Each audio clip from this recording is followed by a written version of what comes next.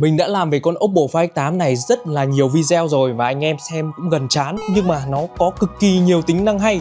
Như mình đã kiểm tra thì nó có thêm một cái tính năng nhá, đó chính là chế độ sửa chữa này. Khi mà anh em mang điện thoại đi đến những cái nơi sửa chữa ấy, thì rất sợ là bị mất thông tin này. Oppo họ rất là hay khi mà có tính năng vào chế độ sửa chữa. Và trong cái chế độ sửa chữa thì thông tin cá nhân trên thiết bị bao gồm cả ảnh, video, danh bạ, tin nhắn và cuộc trò chuyện sẽ bị ẩn.